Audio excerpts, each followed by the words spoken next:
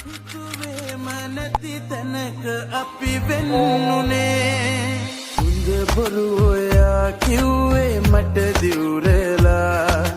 විශ්වාසේ කඩ කෙරු